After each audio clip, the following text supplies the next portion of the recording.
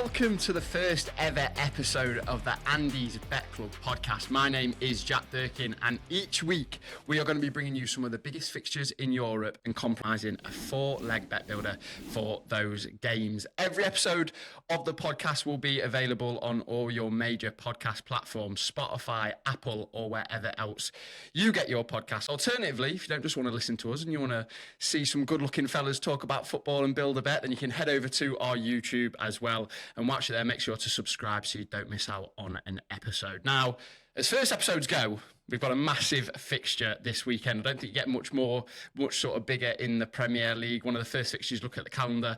Arsenal versus Manchester United at the Emirates Stadium. A game that is really exciting, especially with what's been going on the past few weeks with Arsenal not winning, not many, and Man United, obviously the return of Michael Carrick, who against Manchester City looked like prime Ferguson. So a game that I'm very, very excited for. As always on the podcast, I'm going to be joined by two of Andy's Bet Club experts, and this week we are joined by Robin and Ramis. Fellas, welcome. Robin, you mentioned just off camera previously that you thought this was going to be a really dull game. I'm really excited for this, but you seem to be the polar opposite. Yeah, it's dour Scottishness in me, I think. I just feel that in so many of these big Premier League matches, it gets built up, it gets hyped up, and then it falls into becoming a bit of a damp squib. And to be honest, I can see this one kind of heading in that sort of same direction, but I still think there's plenty of value out there for bettors to potentially make this game a profitable one and just a little bit more exciting too. Okay, love it. Well, fingers crossed. Ramis, how are you, my man? Hopefully a bit more positivity from you, brother.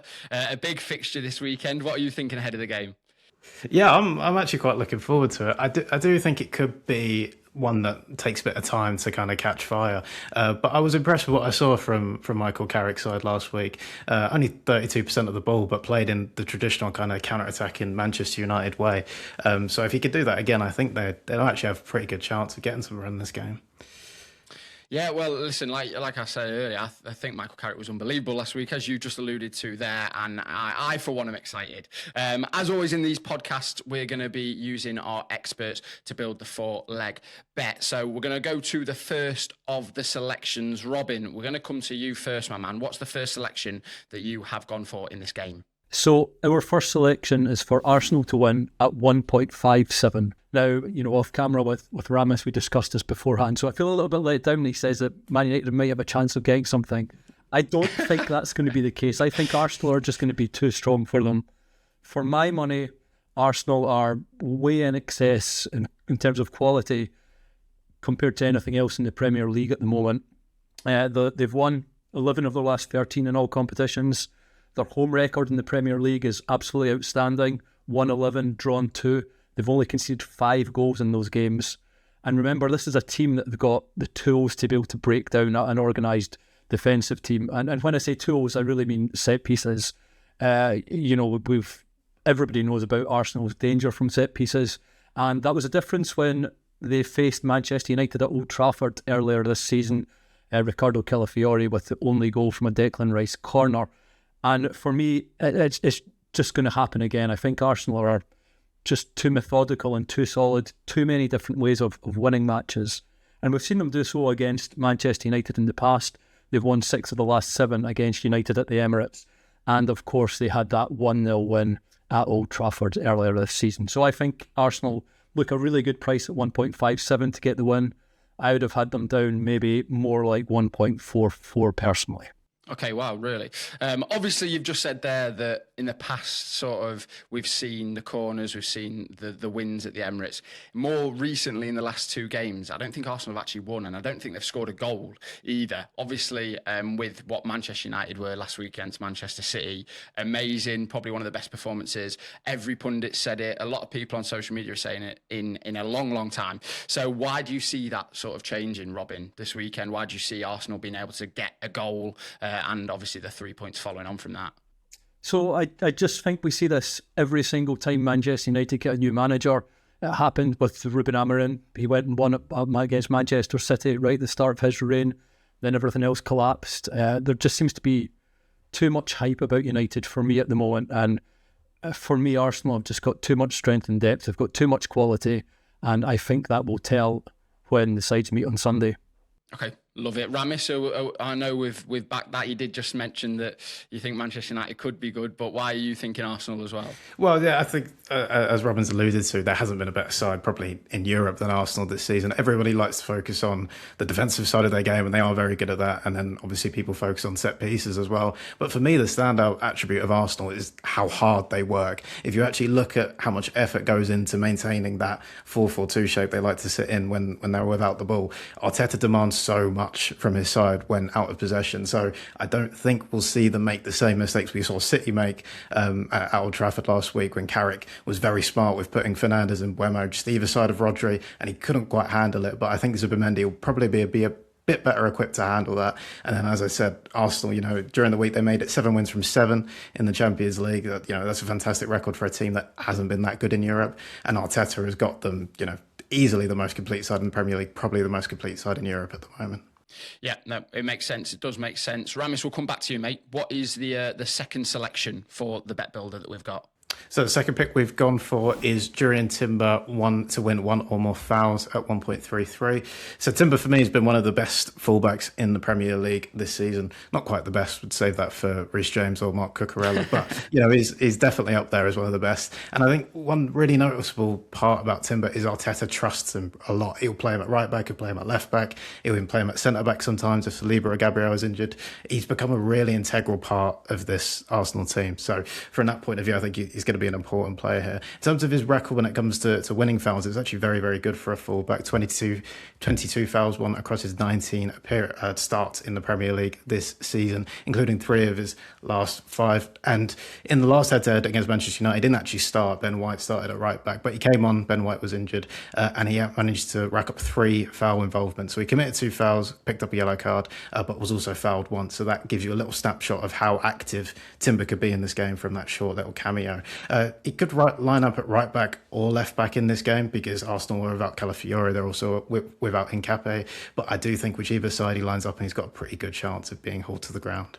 Who are those players that could potentially haul him to the ground if he is at right back or left back? Obviously, Man United, we've seen Bryan Mbeumo on the wing, we've seen Ahmad on the wing. Most recently, we saw Patrick Dorgu, who actually was fantastic on the wing. Who do you think are the players that are going to be sort of the potential people to foul Jurrien Timber?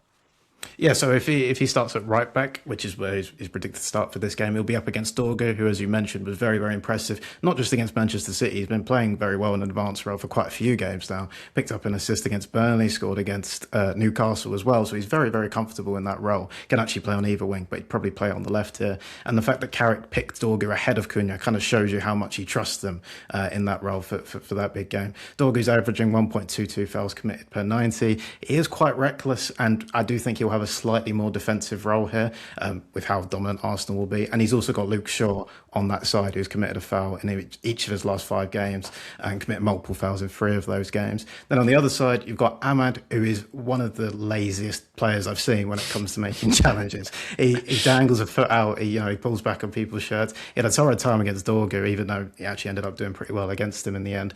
Committed 2 fouls in that game, and that's a trend we've seen with Ahmad recently. He's committed 2 fouls in 4 of his last 5 Premier League appearances.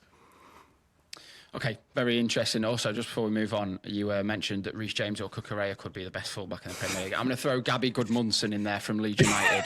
Anything I can do to get a Leeds player in, I'll do it. Gabby Goodmunson has been unbelievable. Robin, back to you, mate. So the next selection is Casemiro to commit 2 or more fouls. Now that's available at 1.62 at the time of recording. And, we all know about Casemiro, his doggedness, his determination to get involved in so much defensive play. And just his willingness to commit a foul if it's required. And this has led to him committing 2 or more fouls in 8 of his last 10 Premier League starts, which is a huge number. And he also did it again against Arsenal on the opening day of the season. Now, it might be pointed out that Arsenal's central midfielders, or several of them, don't tend to pick up many fouls. I'm thinking Declan Rice or Martin Odegaard, for example. But Mikel Merino's been in there lately, and he is averaging around 2 fouls a game, or to be fouled a couple of times a game. On top of that, I think we're going to see a huge emphasis on Manchester United to be defensively solid in the middle of the park, and I think that's going to lead to a lot of, maybe not rashness, but it's going to lead to a lot of competitiveness in there. And when that happens, Casemiro, I think, is bound to pick up multiple fouls. Okay, yeah, interesting. Alluding to Man United again last week, I keep rinsing and repeating it. They were fantastic. Casemiro was one of the main reasons for them being so fantastic in that game. A player that over the time in the Premier League has committed many a foul, and fingers crossed he'll do the same on the weekend with 2+ fouls. Okay, the final selection then, Ramis. What are we going to go for the bet builder? Yeah, so everyone knows about how often Arsenal use corners, how massive part of it is of their game. So our final selection is over 7.5 match corners. That's at 1.25. So Arsenal are averaging bang on 8 match corners per game in their games at the Emirates this season, which might seem a bit low for a side like Arsenal, but that's mainly because they are so good at restricting the opposition when it comes to corners. Of that 8 match corners, only about 3 of those are the opposition. So Arsenal are the dominant force when it comes to winning corners at home. They registered 9 corners last time out against Nottingham Forest. Really struggled to kind of create many good chances from open play. Arsenal use set pieces quite a lot, as Robin spoke about earlier. 30% of their goals in the Premier League this season have come from set pieces, and that's a massive number. And as you pointed out at the beginning, they haven't scored in the last 2 games. So I think it could take a while for Arsenal to break down this United side, especially because I think Carrick's big advantage at Man United at the moment is he's just going to keep things simple. He's going to put players in their normal positions, a 4-4-2, probably out of possession, and a low to mid block. And I think Arsenal, because of that low confidence they will have had having not scored in the last 2 games, I think it could take them a while, and then they'll see their set piece count rack up. Now, there is a slight maybe issue with maybe Manchester United contributing to the corner count. As I mentioned, Arsenal are so good, but then as well with that, Arsenal could cover this corner line on their own. The last 2 times Manchester United have come to the Emirates, Arsenal have racked up 12 and 13 corners. So it is something that they use regularly against Manchester United. And in both of those games, Manchester United's corner count was actually pretty low. So even if United don't contribute to the corner count, which I think they will anyway, with the few they may pick up on the counter-attack, I'm more than confident Arsenal coming away with a pretty healthy corner count in this game. Is that where you see the goals coming from, Ramis? Obviously, you've just said there that they're struggling to create chances, they're struggling to score goals. Is that going to be the biggest threat for them in this game? Oh, definitely 100%. If you look at the league game between Arsenal and United last season, it was actually similar in a lot of aspects, and the goal came from Jurriën Timber scoring from a corner. So Arsenal at the moment, I think for me, like whenever I think about Arsenal and their chances of winning the big trophies, I think the only thing that could let them down is goals from open play. I just don't know if they have enough of those in the squad, even with the signings they made in the summer. So I think, the set piece delivery from Declan Rice and Saka on either side is exceptional. And you've got the players like Gabriel, like Saliba, all in there ready to offer that physical threat. A lot of people, a lot of pundits, a lot of social media experts are giving Arteta a lot of stick for potentially winning the league by playing this way. But if you get the job done, then does it really matter? You still get the same Premier League medal, you still get the same Premier League trophy come the end of the season. So just to recap, boys, we're going to do the 4-leg bet builder and read it out for you now. The first leg is Arsenal to win at 1.57. Jurriën Timber, 1+ fouls, 1 at 1.33.